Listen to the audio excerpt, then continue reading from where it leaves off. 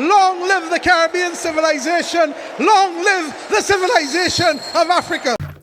What's up, my beautiful people? Welcome back to my YouTube channel. I'm called Irene So Eater. Thank you for always clicking. Thank you for always stepping here just to watch my videos. To all my subscribers, I don't take your love for granted. Thank you for clicking. And if you always come to check what I've uploaded and you haven't subscribed, I'm requesting you kindly to subscribe. And in today's video, we are going to talk about the Prime Minister of Barbados, MOTTLEY. Guys, MOTTLEY is one of the women leaders who are very, very strong, leaders who got the confidence, and when she speaks, everybody shuts and listen, guys. And he's one of the women leaders who have been advocating for African. She's the first woman Caribbean Prime Minister, woman Prime Minister who has been advocating for African, who has been standing there for Africans, always agreeing and always emphasizing on African unity, and always coming out to warn the Western countries of still, like, they still colonize Africa, like they still want to be in Africa, you know. So he's one of those women with tough mind, with the confidence in her face that will leave you listening, lending her ears to hear her and just listening to what she says. So guys, this video, I just want you to watch and listen to what she has to say. On behalf of the people and government of Barbados, I extend congratulations, our warmest congratulations to you on the attainment of this milestone. For us, you were the beacon that shone the light almost 1 decade before we came to that old moment ourselves. And that is why last year, when we became the youngest parliamentary republic, we asked your president to bless us with his remarks, because we felt that just as you led the way in 1957 and 1960, you led that way for us with the coming of our republic. It is almost trite to share with you that your founder leader, Kwame Nkrumah, inspired so many of us across the globe. After decades and in some instances centuries of colonialism and exploitation, the capacity to rise and to be able to say that we can, we shall, we will. That simple example gave so many of us the courage that we too could and would and should.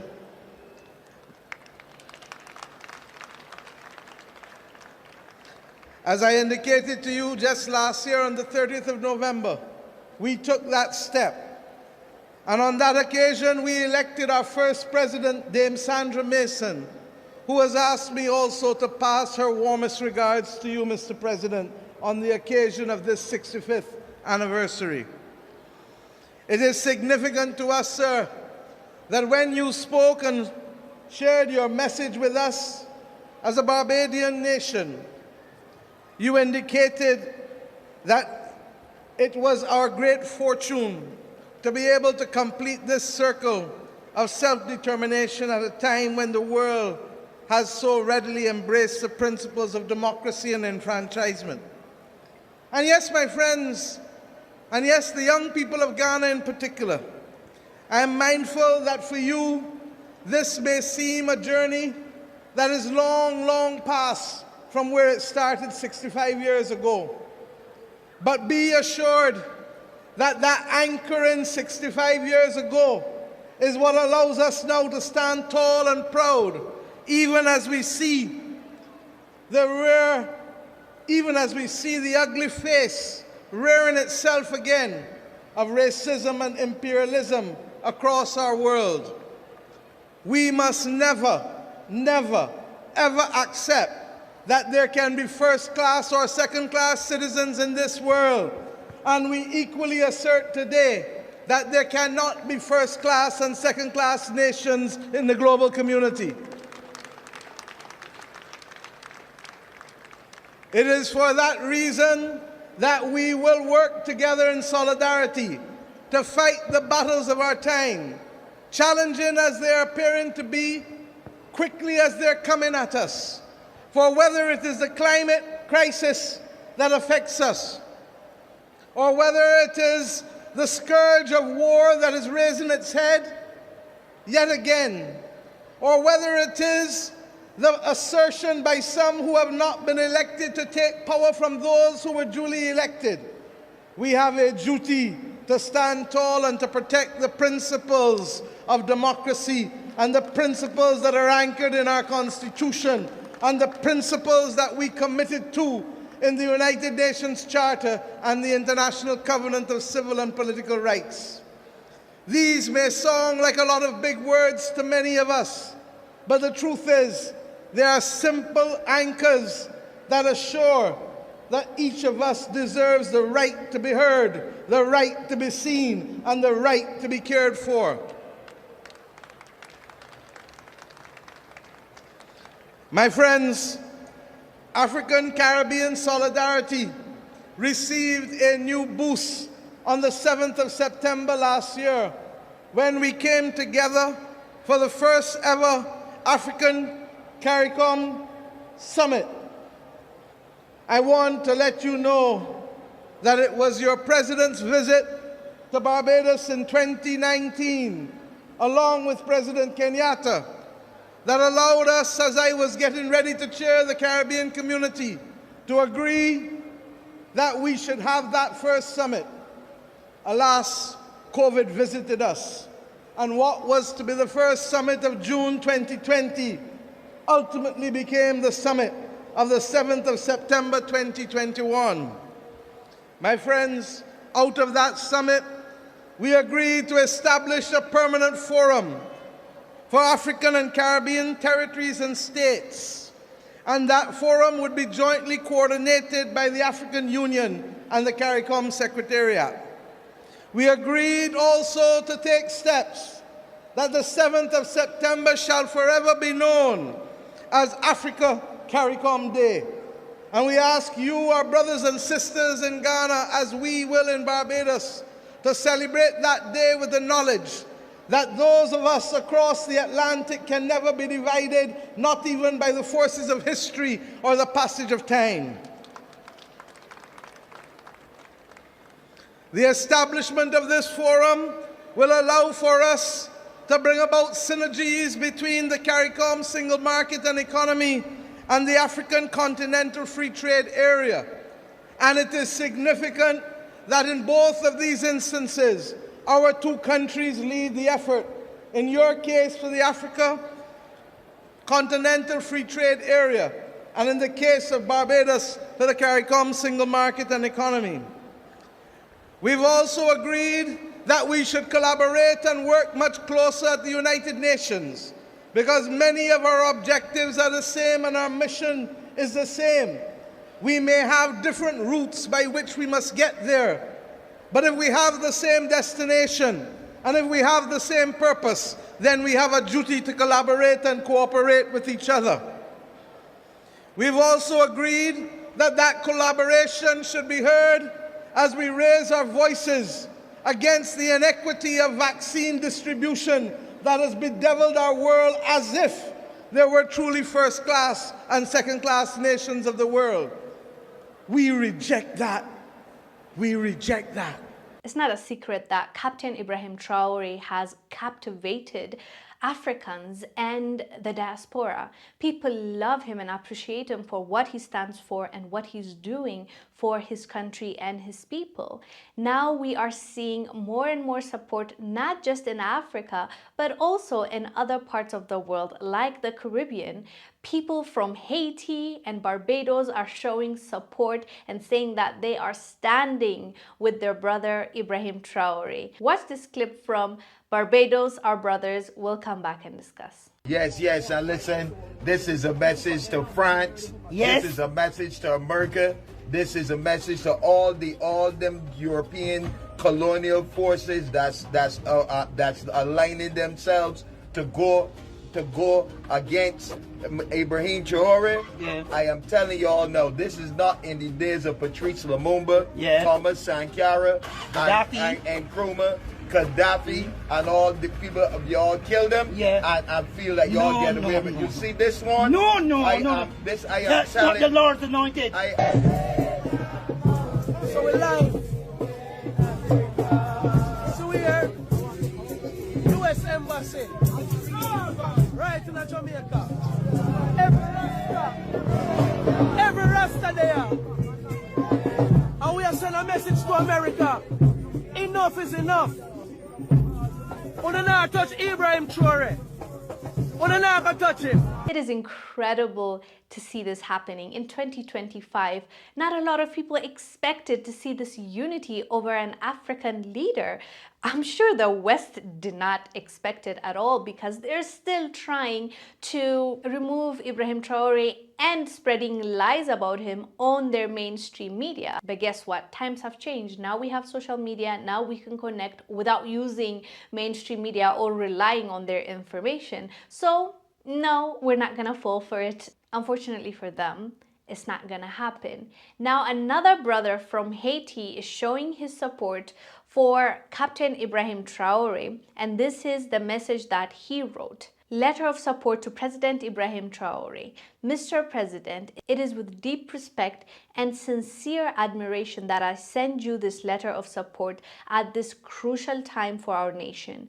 Your unwavering commitment to Burkina Faso's sovereignty, your courage in the face of security challenges, and your willingness to restore hope to a long-tested people are admirable. You embody a generation of courageous leaders resolutely geared towards justice, dignity, and emancipation of our continent.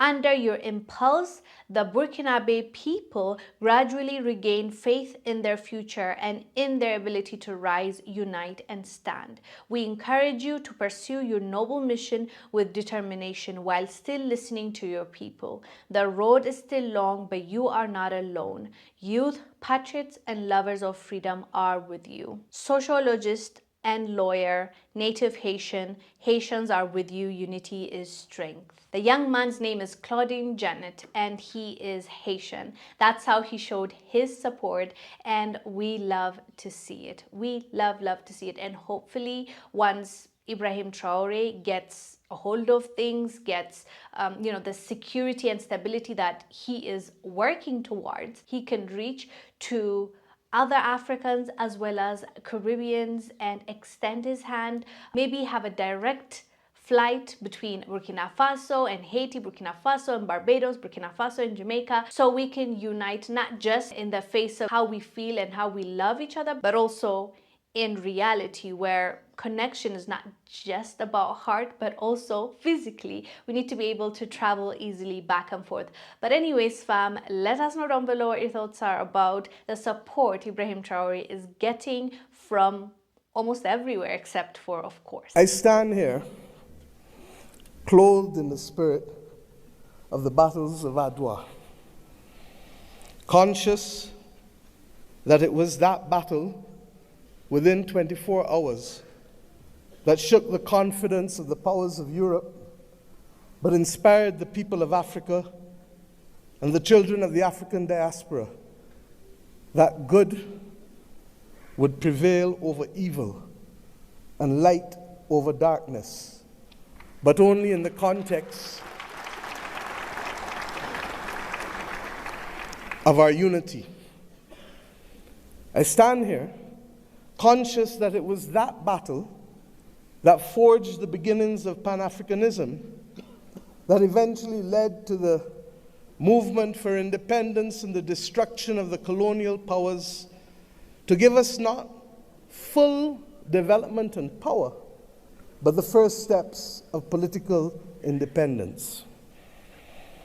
I stand here conscious and buffeted by the dreams and works of the great Pan-African pioneers, and conscious that as a children of the Caribbean, we have long dreamt for the moment of unity with our brothers and sisters of Africa, a division that was secured by those whose success and survival depended on separation of us rather than on the ability for us to act as one common people.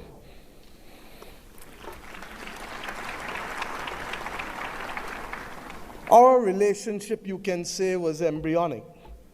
But regrettably, as long as it has been and as related as we have been, it has been sporadic. And it is up to us as the children of independent states to determine whether the history of separation shall be our future or whether the spirit of Adwa can be our inspiration to confront the challenges of a new world.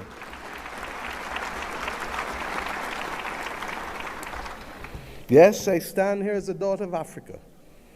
I stand here equally as a proud Prime Minister of Barbados, a country which is the first landmass that you reach after you leave this great continent of Africa. A country which became a hub for the wrong reasons, but today I come to Ethiopia to share with you in the Africa Union that we can be a hub now for the right reasons between our two peoples. I stand here as the proud chairman of CARICOM, the Caribbean community, recognizing that as a member of the 6th region of Africa, we have come to reclaim our Atlantic destiny.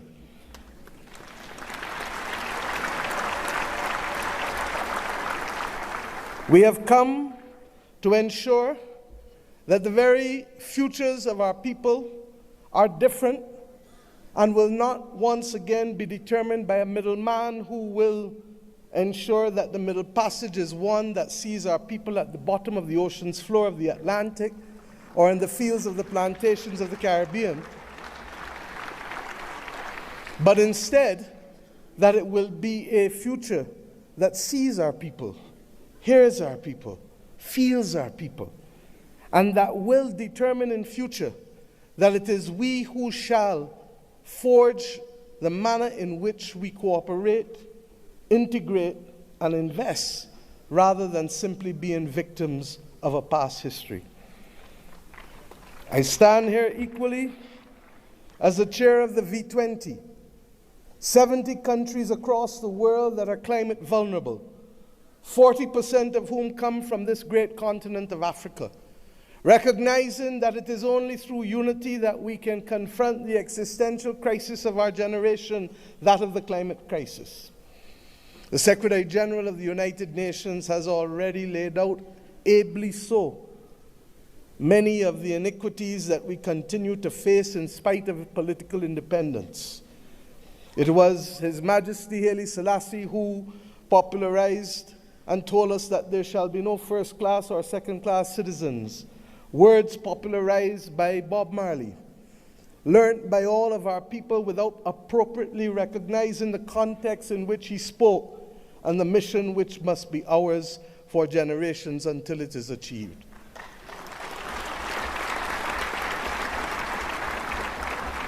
He told us that there would be war if there were first-class and second-class citizens. He told us that there would be war if the color of our skin was more significant than the color of our eyes. And we see here in the continent the continued descent into conflicts, born out of ethnicity differences, born out of a mad grab for resources, not invariably for our own benefit, but for the benefit of others who seek to use our people as pawns in the determination of their own future. But we stand here as proud people, and we have enough among ourselves to know the difference between right and wrong, and to forge a future that is not for a few, but for the many. Indeed, as the world confronts the climate crisis, it is the poorest of the poor who remain the most vulnerable to floods and droughts and hurricanes. It is the poorest of the poor, and soon to be the middle of the middle, who will no longer be able to access insurance and therefore to be able to forge ahead with development if we do not make changes. We have examples of a partnership that have worked for us, not just from the spirit of Adwa and the conquest and the rise of the Pan-Africanist movement in our history, but within recent times. During the COVID-19 pandemic, it was the African Union, under the leadership then of President Ramaphosa, and with the assistance of Dr. Tedros of the WHO, that recognized that the Caribbean, which was being marginalized by denial of access to basic therapeutics, basic medical equipment, to vaccines, that we should not be left as pariahs on the global landscape, but that our brothers and sisters in Africa would bring us through the Africa Medical Supplies platform to be able to ensure that we could secure for our own people.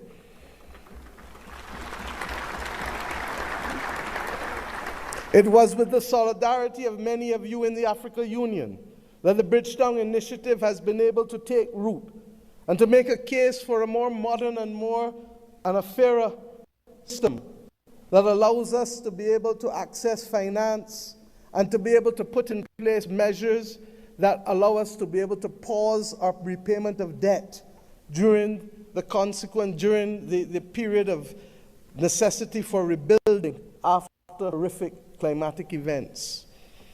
We have seen how partnership helps us. We do not need any more evidence. What is required of us is to lead the way to peace, to prosperity, and to justice. And the reparations which we call for the international community to be able to recognize, first and foremost, with that which we ask from each of our children. Say sorry. Say sorry, and mean it.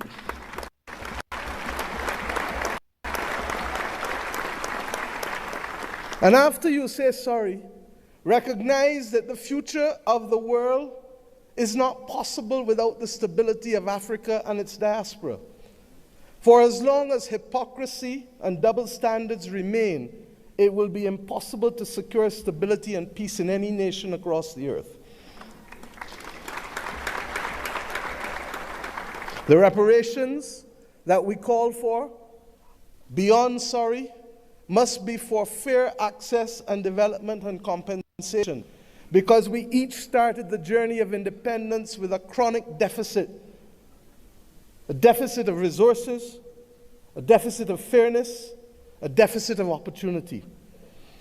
And it is up to us, many of us in the second and third generation of independence, to be able to frame out fairly in a mature conversation what those reparations must look like if we are to attain justice and to inspire the young people of this world that good must always prevail over evil.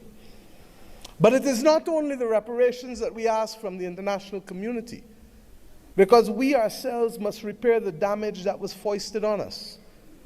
The notion that transit visas, begging for them, must be the lot of our people in order to move across this world cannot be something that gives us satisfaction.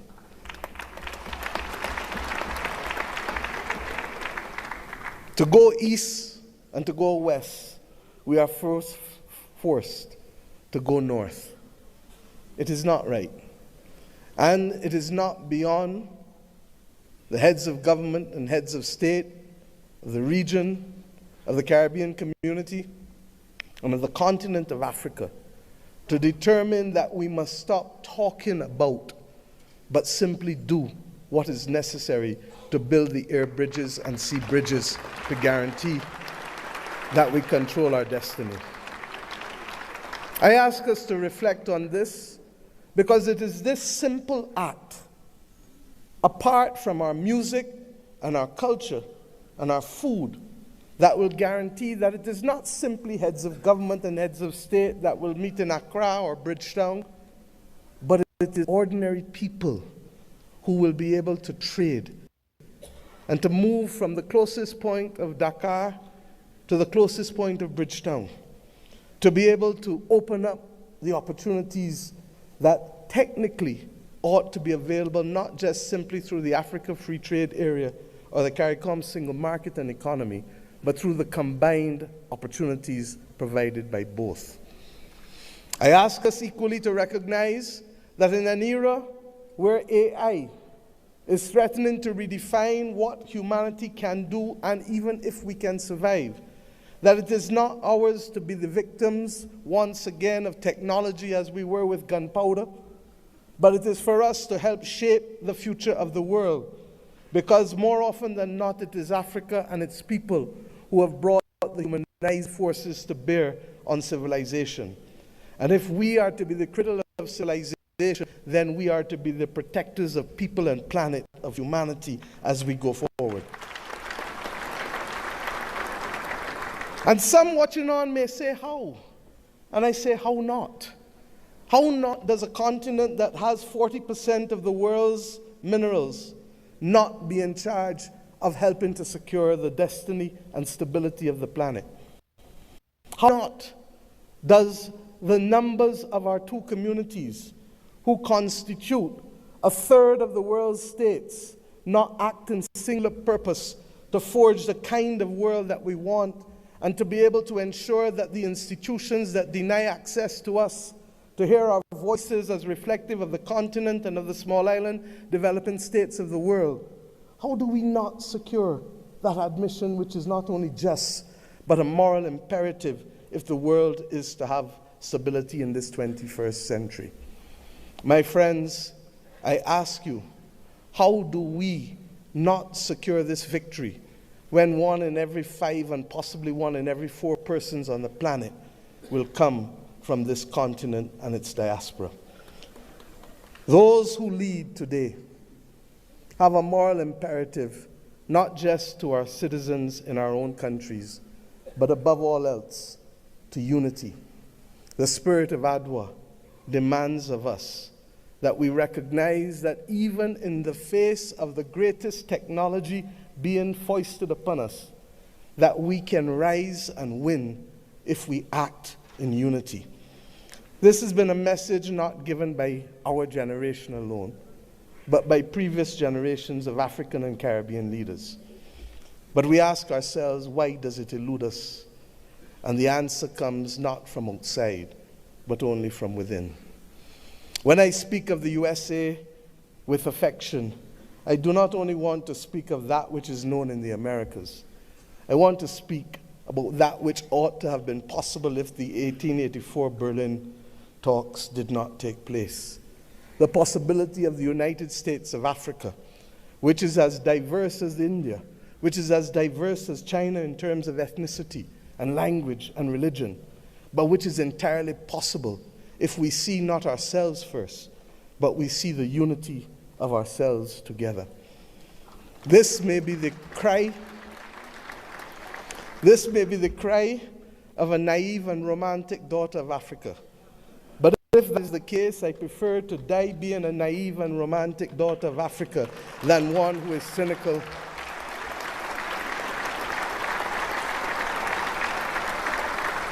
and one who is daunted by the actions and power of others. We know what it is to stand in unity with you to fight apartheid and to fight for the liberation of the peoples of Africa. For when President Castro stood to send people from his own country to South Africa to free your people, it was in my own country that the planes refueled, ensuring that that battle was possible. And when 100 years ago, almost, a Barbadian man and woman left our nation and left the United States to come here, Arnold and Mignon Ford, he wrote the anthem and lyrics of the anthem of the United Negro Improvement Association, UNIA. And his wife dared establish a co-educational school here in Ethiopia, ensuring that boys and girls could receive education in a time and at a time when war was dominating the global landscape. They chose to see light rather than darkness. I ask us today in tangible terms that will allow our people to travel, that will allow us to pool our investments to ensure that the people of Africa not be denied the electricity that is so necessary as a platform for participation in the new world. I ask us not only to pool that investment, but to also ensure that we pool our voices, because there is too much division in this world today. There is too much war and there is too much conflict. And we know what precipitates and causes that. If we leave Addis Ababa with the commitment that the world is not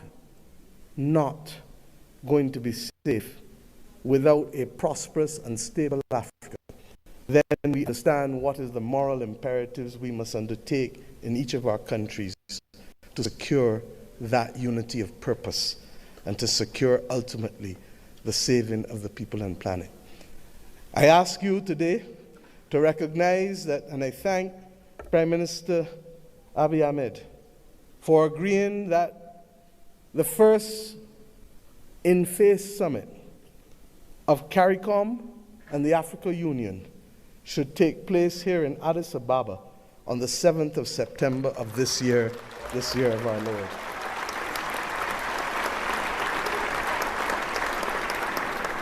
By that simple act, we build on the inaugural summit which took place virtually in 2021. But more importantly, we seek to regularize and to establish as a permanent point of interaction the unity of which I speak and call for. And I ask you as I leave this podium to recognize that we too in the Caribbean want to see you. Indeed, in my own country in Barbados, we will celebrate the Caribbean Festival of Arts, the 15th CariFesta, from August 22nd to August 31st.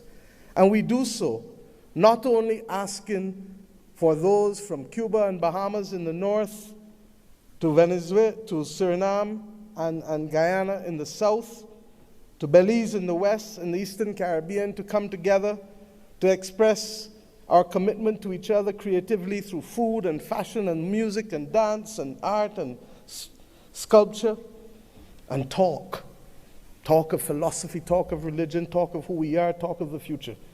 I ask us to recognize that we celebrate this year our resilience, and that we do so not only asking the people of the Caribbean to come, but the people from whom we came here in Africa, in India, in China, and the continent to which we went, in particular, in Central America and Latin America.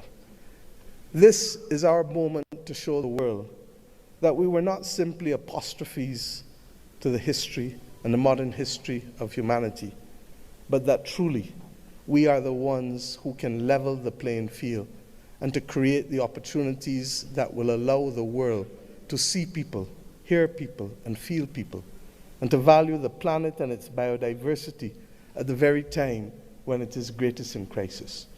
Let us remove the scars of history and be firm craftsmen of our fate, recognizing that the only people who can stop us now are we but ourselves. We have to emancipate ourselves from mental slavery and to build the future that our people want of us, and to give them that pride that is theirs. And we must do so in the spirit and with the results of ADWA. Thank you. This is the African president who was trying to take out Ibrahim Traore. He's the president of Ivory Coast. He was paid 25 billion CFA. This is 41 million US dollars. Can you believe this? Right now he's hiding. Ibrahim Traore is demanding for an apology because he's wondering, why would you want to take me out? I have not done anything to you. I have never done anything to you. Why do this to me? Their plan was so good, so perfect. If it was not for the tip-off, right now we'll be saying, rest in peace, Ibrahim Traore, rest in peace. The Western leaders have seen how greedy the African leaders are. Now they are using them, paying them peanuts to take one of their own. Ladies and gentlemen, I present to you Olasani Ouattara, the president of Cote d'Ivoire, and Michael Lanley, the general of AFRICOM, the two biggest black sellouts of our century, hands down. And you guys will go down in history for it. I want all the history books to point to you as the biggest sellouts. Your generation and the next generation and the next generation after that will look at you as a sellout. You are a disappointment to Africans. How can you do this in a time of revolution, in such a time when Africa is rising up and we are standing on our feet? You choose to chop our legs off. For what? What did you gain out of it? 40 million. Okay, you use the 40 million, but it is at the expense of the bloodshed of your brothers and sisters. Was it worth it? I want all my Ivory Coastian brothers and sisters to stand up and talk. I've not heard you guys speak. Come in the comment section and confirm that you do not stand with your president. Confirm that you stand with Ibrahim Traore. You stand with Burkina Faso and you stand for African liberation. We don't hate you.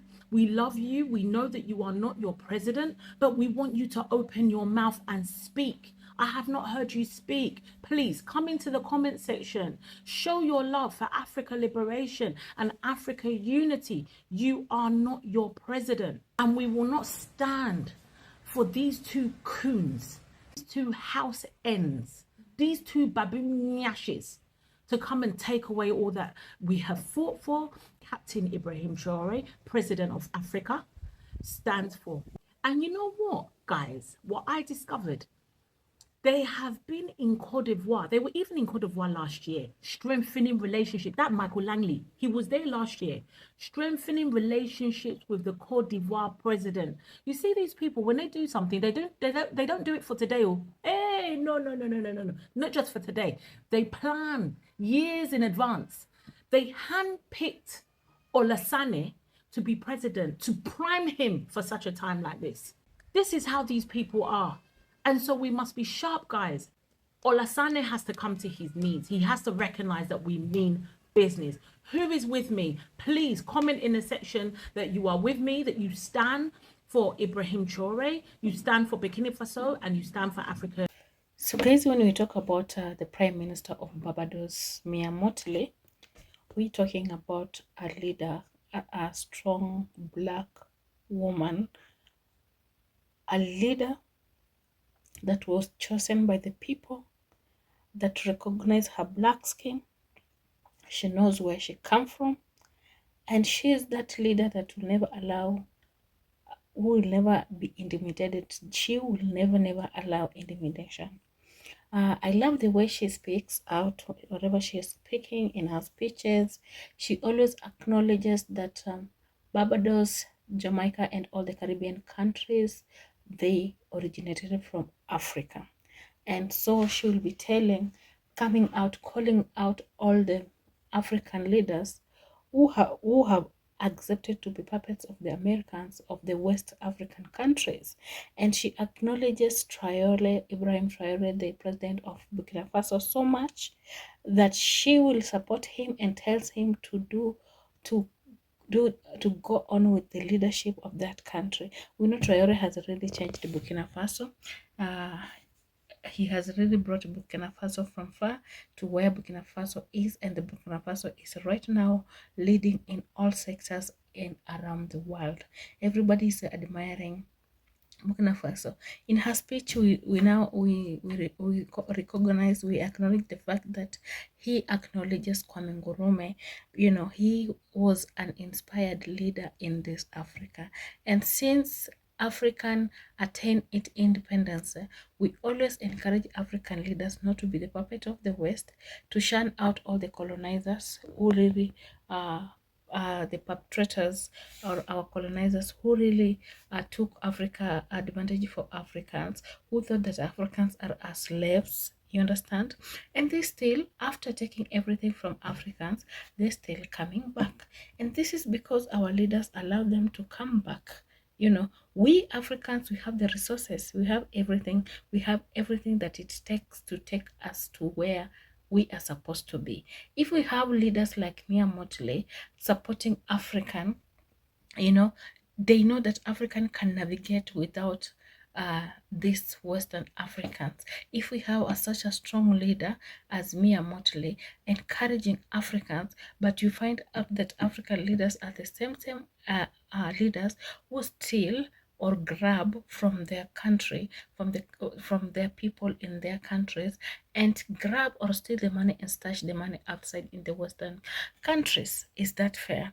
you know. So Motley is always coming out to encourage African leaders to to immerse themselves deeply into African affairs. You understand?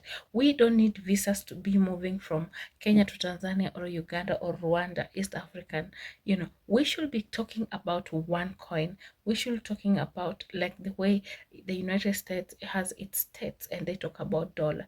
That's what we should be talking about. We should not be needing visas to travel to South Africa, to travel to West Africa, Central Africa, and etc. You know, so we African leaders need to come together, all of them, and form a union that will bring all the African communities together without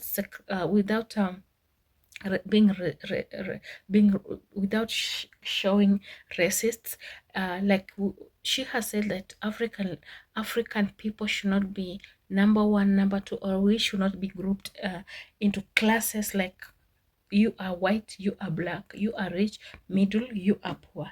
We are equal. So guys, I'm so grateful that you have watched Mia Motley's speech and you have liked it, and I'm just hoping that African leaders will watch and see what Mia Motley was saying, and they will put it into consideration just to serve their people of their countries. It's me, Irene Soita, to you. I hope that you keep safe, and don't forget to subscribe, put on the notification button so that you get notified whenever I post a video. Bye bye. I'm gonna see you in the next video.